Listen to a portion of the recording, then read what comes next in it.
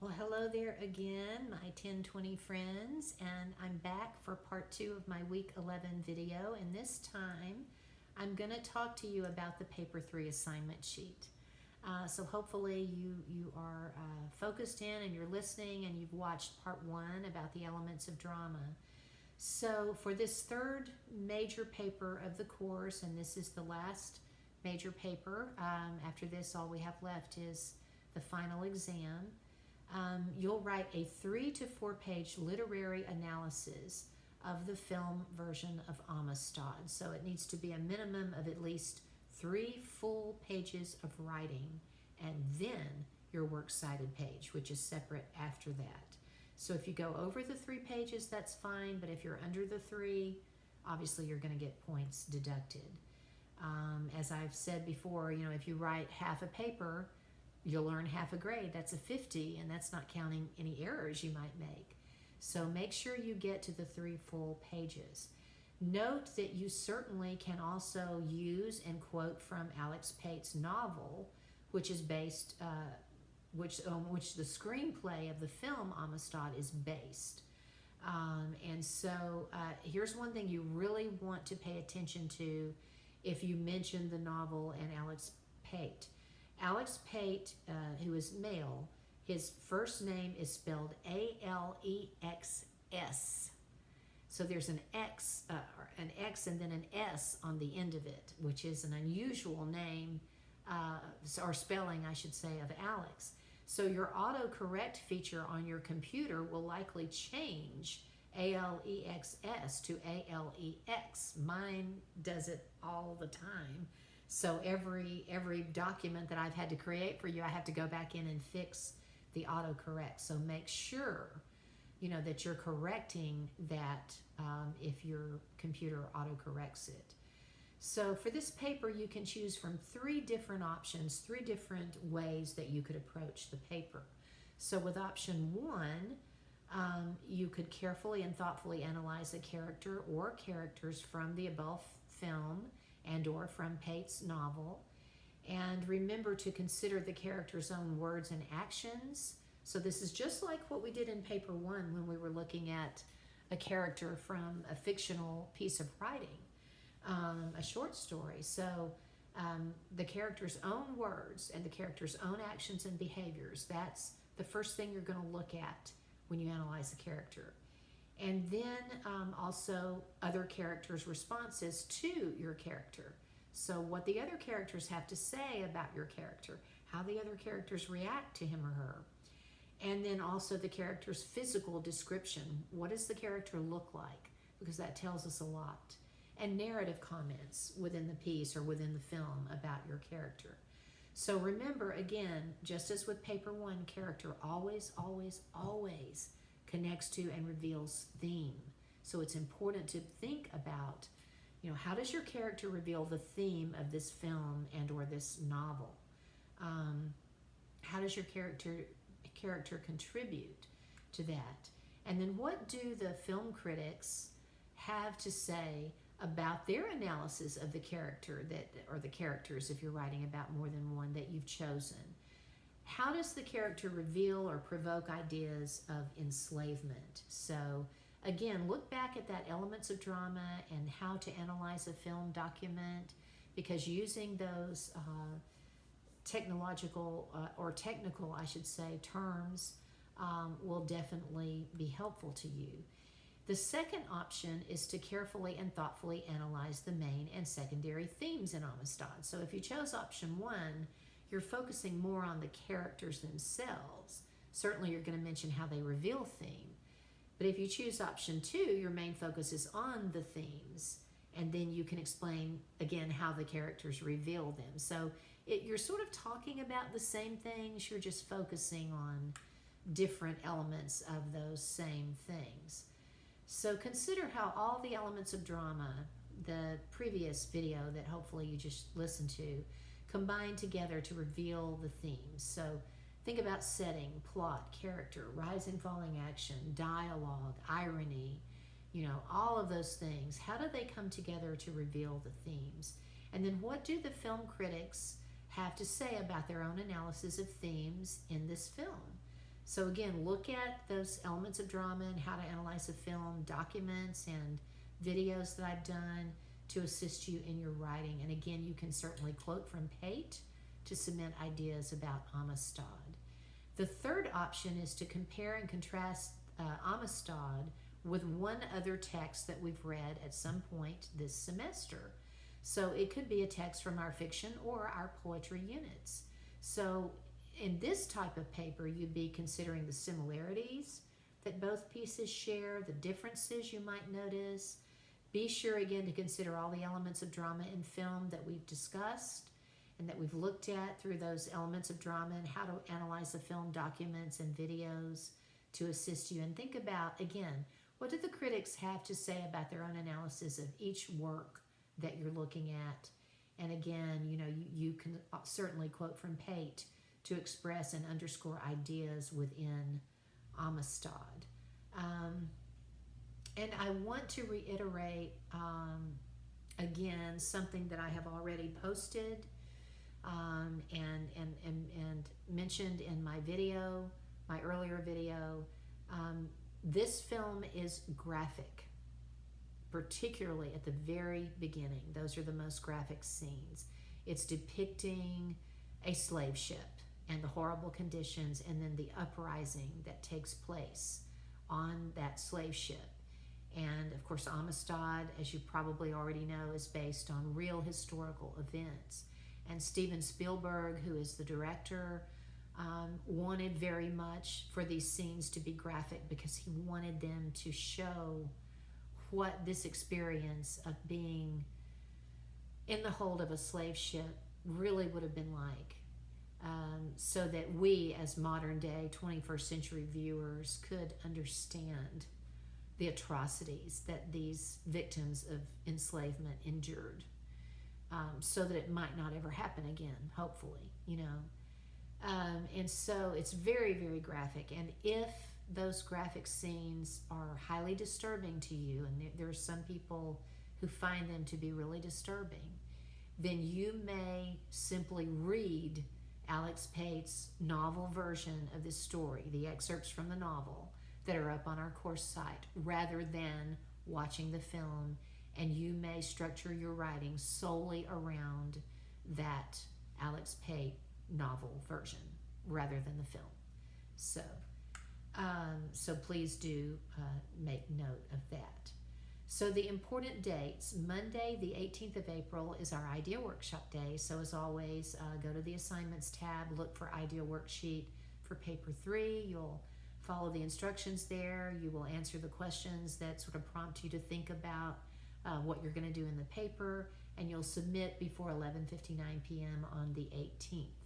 And then, as always, you can change your mind. You're not locked into the answers that you give on the idea worksheet, and I will give you feedback over the following few days that you need to go back in and read, because that's going to help you tremendously in writing your final draft. So on Wednesday, the 20th of April, we'll have a self-review for paper 3. And so before 11:59 p.m. on that Wednesday night, the 20th, you'll complete the self-review for paper 3. So, more and more, as I mentioned earlier, I am backing off and letting you assume responsibility for your writing, for your thinking process, because that's important. You need to do that. So this time, rather than a peer review, rather than pre-writing or anything like that, we're doing the idea worksheet and then a self-review. And so you'll go to discussions. This is also counting for your discussion board this week. You'll look for the week 14 self-review for paper 3 discussion board, and you'll follow the steps there. So basically what you're doing is you're going to go back and look at a previously graded paper. So it's probably a good idea to look at paper 2 because that's the more recent one. You want to look at my comments, at the errors that I noted, right? The suggestions that I made for changes. And you want to think about the most common errors that you made in your writing. And I will give you a series of questions that you need to answer and a process that you need to go through. as you're looking back at that paper and self-reviewing, so that you will not commit the same errors in this last paper that you committed in that previous paper. And this process will really be important for you, and it will help you to earn a higher grade on the final draft. So that final draft then is due on Monday, the 25th. And by the way, if you don't complete that self-review process by the deadline of Wednesday, the 20th of April at 11:59 p.m., I dock 10 points from your paper grade. So be sure you do it. But the final draft, again, due Monday the 25th at 11:59 p.m. Submit it no later than that deadline date. And remember the policy that's been reiterated throughout the semester. 10 points are deducted from your paper grade for every calendar day that your paper is late, and papers are not accepted after 5 days. So specifics, this one needs to be at least, again, 3 pages in length, 3 full pages of writing. If it's less than that, points are deducted. If you go over that, that's fine. Typed, double space, Times New Roman, 12-point font, standard margins. And so for this assignment, you need to document your main primary source, which is the film version of Amistad, depending on which option you choose, and or Pate's novel version. You may be doing both of those as your primary source. And so obviously if you choose option 3, then you'll document the film and or the novel and the text with which you're comparing it to, as well as your main primary sources. And then in addition to that, you need 2 more secondary sources. So be sure you're very clear on that. So you need, if you're just writing about the film, then the film will be your main primary source. If you're just writing about the novel, then the novel will be your main primary source. If you're writing about the film and the novel, then the film and the novel will be your 2 primary sources. If you're doing option 3 and you're writing about the film and or the novel and a second source with which you're comparing them, or one of them too, then you would have between 2 to 3 main primary sources. So in addition to the primary sources, you need 2 more secondary sources. So that means you need to incorporate quotations within the body of your paper in an in-text or parenthetical citation after the quote using correct MLA from your sources. And also you need to have that separate works cited page at the end of your paper on a separate page using MLA. So you need 2 additional secondary sources, 2 different versions of a critical analysis from an expert on your chosen element above, whether it's character, theme, compare contrast between Amistad and another text that we've read this semester. Now note that for your 2 additional sources, you could use any of the following: a credible interview with the film's author or director, Steven Spielberg, or the actors. You can find some wonderful interviews with a lot of the actors in the film version of Amistad. And even if you're using Alex Pate's novel as your primary source and not the film, you can still use interviews with the author, director, or actors because it's all relevant to the novel, which was the basis for the screenplay. You could also, as one of the secondary sources, use biographical information on Alex Pate or the film's author or director or actors.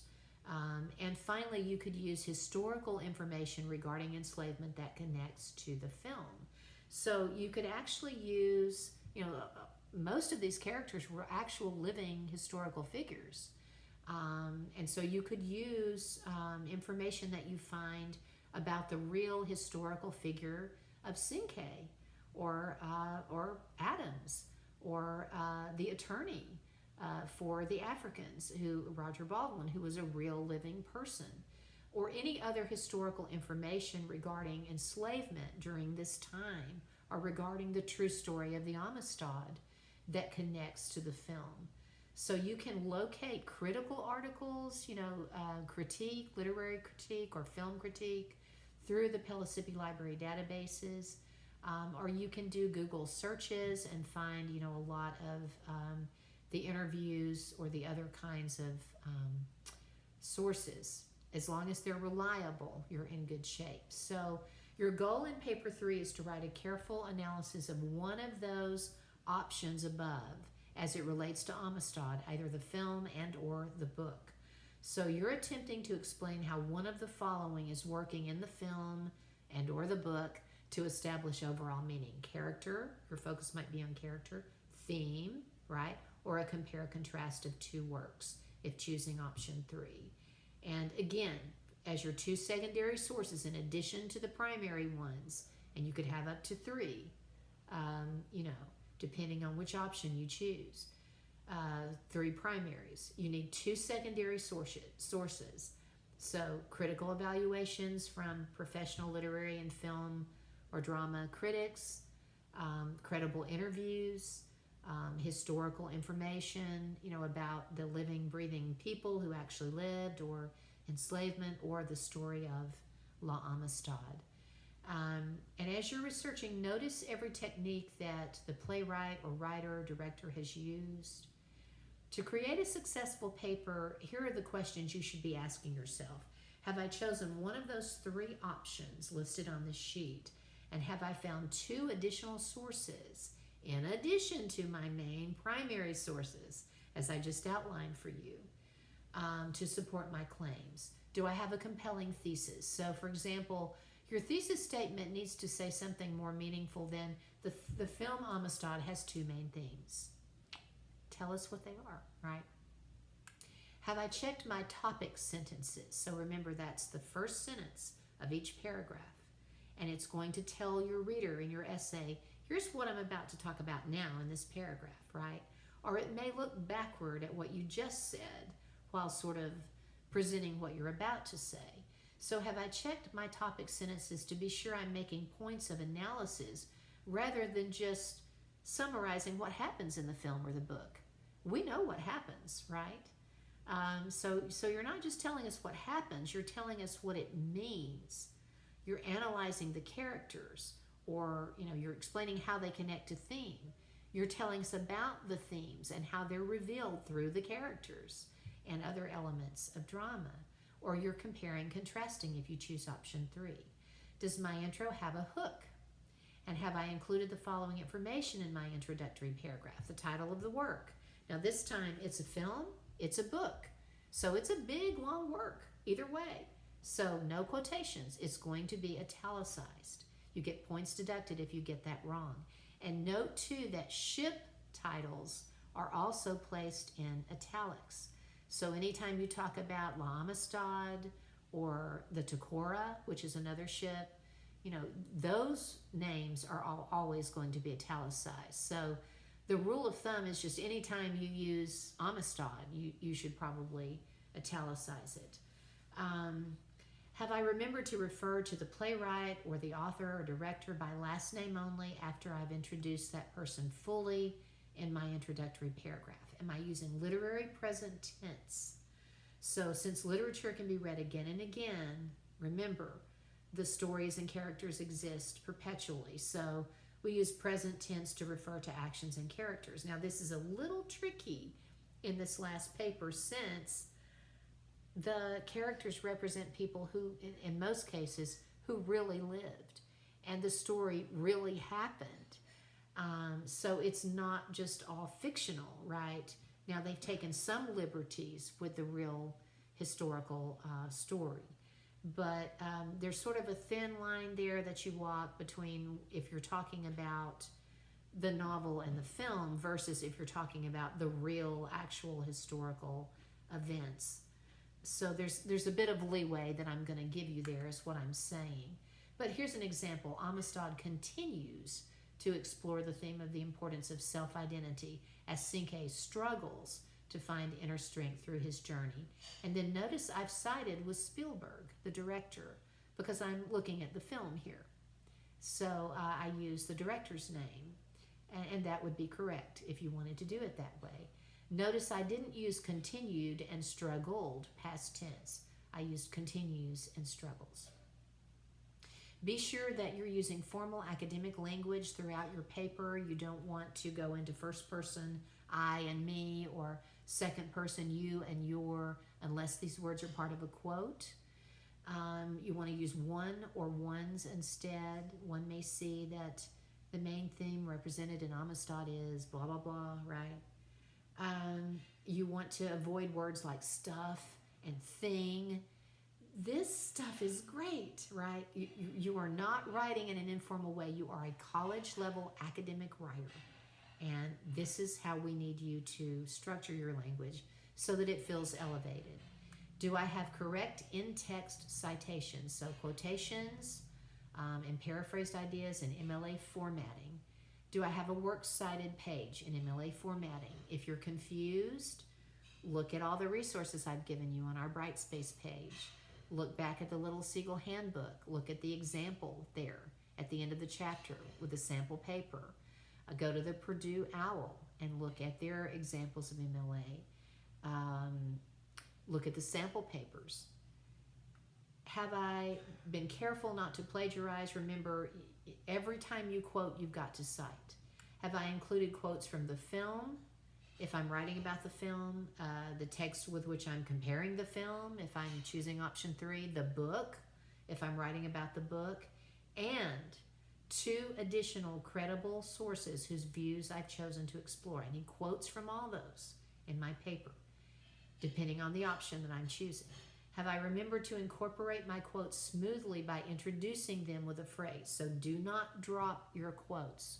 Remember the golden rule. Anytime a quote appears by itself as a sentence in your paper with no wording of yours in the same sentence, you dropped it.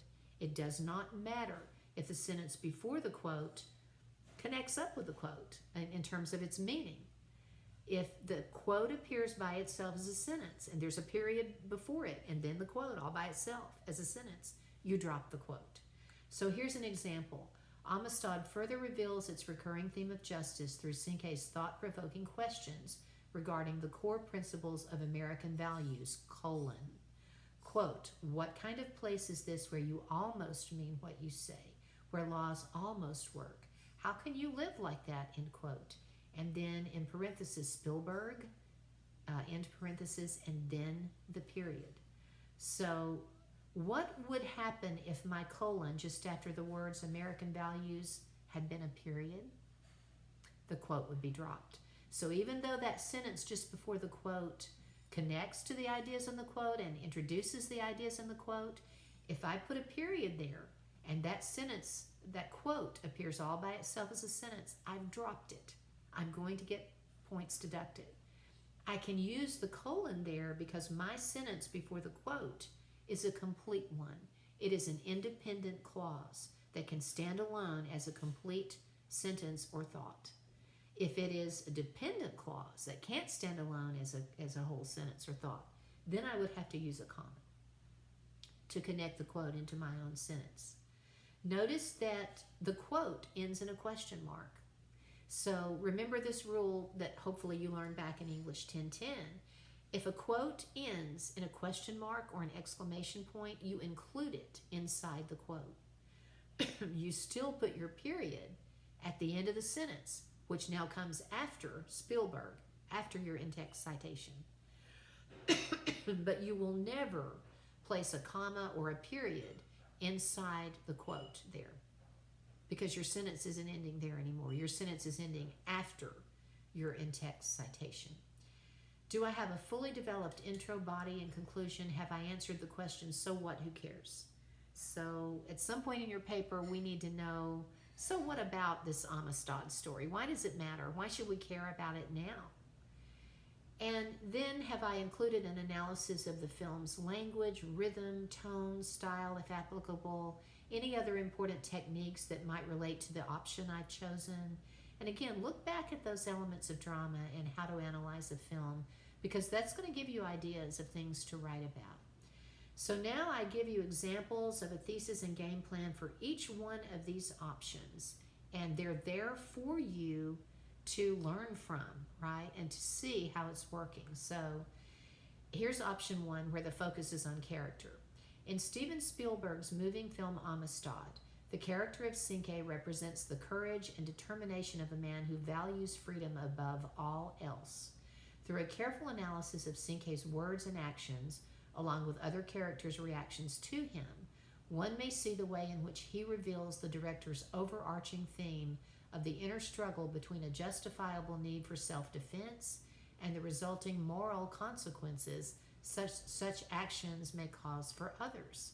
Decades later, this character continues to allow audiences to relate to him in a genuinely sensitive manner. So, right off the bat, I mean, we don't have any kind of like fabulous, creative, wildly imaginative hook, but we have a sentence that is appropriate for academic writing, and it's explanatory. It gives us the director's full name, it gives us the title of the film, and it explains the character that's going to be focused on here in this essay. And it explains what he's representative of, courage and determination, of a person who values his freedom above everything else, right? And then we get to the actual thesis. So we see this is going to be an analysis. And the main points of that analysis are laid out as a roadmap in that thesis. We're going to be looking at Cinque's own words and his actions, his behaviors, right? We're going to be looking at the other characters' reactions to him, what they have to say to him, what they think about him, what they feel about him. And that's the way we're going to analyze. And through those things, we're going to see the way that he's revealing the main theme. Because remember we said, character always connects to theme and reveals theme. So even though the focus is on character, we need to mention theme. So the main theme in this writer's view is this inner struggle that Cinque has between a justifiable need to defend himself, right? So this idea that hey, someone has pulled me out of my home, away from my family, and forced me onto this deplorable slave ship and treating me worse than they might treat an animal, and taking me someplace where I don't even know where I'm going, and I don't even know why. And here I am locked up in these horrible conditions in the hold of this ship where I'm going to be lucky if I even survive that. So yeah, I have a justifiable reason to defend myself. This is war, right? If someone did that to you, wouldn't you consider that an act of war on yourself and your family and everything, you know, your life? It's not justified. So he has a justifiable need for self-defense, yet he has the moral consequences that these actions cause for other people. People have lost their lives, right? The people on the slave ship were killed when the insurrection happened. And Cinque is a good, decent man. And so he's always wondering, gosh, you know, was I truly meant to be a leader? You know, did I do the right thing by rising up and acting as a leader for my people? Am I really worthy of being their leader? He's always sort of having these second guesses about himself through much of the film until he comes into his own and realizes they needed me and I needed to step up at every point along the way. So the writer wraps this up by saying decades later, this character is continuing to allow audiences to relate to him in a sensitive way. So for this kind of thesis, you've got to consider Cinque. What do his words, his dialogues tell us about who he is and his conversations with other people? What do his actions tell us about who he is? What do the responses and reactions of other characters tell us about him? And think about how he connects to and directly relates to the theme. What consequences happen when he chooses to lead that uprising? When he later rises up in that American prison? Are his actions justified? I would argue that they absolutely are. But how do some of his inner conflicts and choices reveal his character? So option 2, here's a possible thesis. Director Steven Spielberg explores several interlocking themes in his iconic film version of the novel by the same title, Amistad. Among them, the jarring truth of human enslavement, the pain of its consequences, and the trauma of racial prejudice. Each of these themes reveals a raw, emotionally gripping drama that continues to reach audiences around the globe. So the focus here is on theme, but we can talk about character and how character reveals theme. We can talk about plot. We can talk about symbols even used in any option you choose. You can talk about symbols. There's a lot of symbolism used here, like the flowers that we see growing in the greenhouse, the African violet that Cinque relates to. The symbols of the founding fathers, and how the Declaration of Independence and the founding fathers are used at the movie's end. There's the symbol of the lion's tooth, and what that means to Cinque. So for that sort of paper, you want to demonstrate through quotes again from both the film and the novel, if you use the novel, the words of the two sources that you're focusing on, how theme plays out through things like character, setting, plot, rising, falling action, and or dialogue. What larger meanings and implications does the novel or the film set forth regarding enslavement, its wide-reaching consequences, and the effects of racial prejudice on the human psyche? So don't just think about what prejudice does to the enslaved people. Think about what it also does to the enslavers, to their psyches. Think about the kind of people that sort of mentality creates. So if you're raised up in a society where you're taught that it's okay, it's acceptable to enslave another human being, what does that do to you psychologically? That means that from the time you're very little, you are going to be taught that you're better than other people just because your skin is lighter, right? What's that going to do to you psychologically? That sort of damages you from the get-go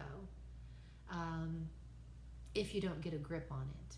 So that's kind of an interesting way to look at this text as well in this film.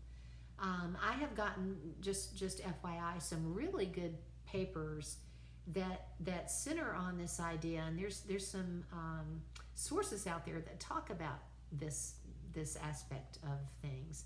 The idea that the film Amistad is providing for us, not just the black hero Cinque, but a lot of white heroes. And this idea that people like Adams and Baldwin and Morgan Freeman's character, that they are sort of focused on more heavily perhaps than the enslaved Africans. And that, what is that kind of saying about the mentality behind that? So I've gotten some good papers on that idea, and I will try to remember to upload a couple of them from previous semesters where the students given me permission to use the paper, so that you can kind of see that angle as well. If you chose option 3, here are some ideas. While many are aware that slavery existed in our nation's history, some may still not grasp 2 important facts. 1, the Atlantic slave trade was a brutal, horrific atrocity that victimized millions of innocent people with violence beyond imagination. And 2, modern-day human beings are often enslaved in a different but equally life-altering way through the powerful force of social media. Through a thoughtful comparison of the film version of director Steven Spielberg's Amistad and the poem The Facebook Sonnet by Sherman Alexie, one may see that both works set forth a common theme: the beliefs and values, or lack thereof, presented by a society in power can enslave masses of people, whether physically or mentally. So boy, this was a really interesting paper that compared Amistad to the Facebook Sonnet. So it talked about 2 different forms of enslavement, literal human bondage, which, and I will just say this again, and I said it before in the syllabus, the atrocities of actual physical slavery in many ways cannot be compared to psychological slavery, and I realize that. And certainly psychological slavery is horrible. And many of the habits and the mindsets that enslave us are horrific. But I do want to make clear that I realize fully that the atrocities of the slave trade were far beyond anything else that we might imagine or consider in many, many important ways. But this is an interesting comparison because many of us are enslaved by social media, and sometimes that enslavement kills, as we know, when people are bullied on social media. So to write a compelling essay from that kind of thesis, you've got to forge a relationship between the two works. So first you could indicate the similarities between them and be specific. What do the characters' words, actions, and reactions share in common? What elements make both works similar? What common themes bind them together? You should also spend time demonstrating how they are different. So how exactly do stories of enslavement from two very different time periods and parts of the world contrast from one another? And finally, give your readers the bottom line takeaway. So how does the common theme that a society's beliefs and values, or lack thereof, enslave large groups of people, whether physically or mentally, how's that manifesting in both of these works?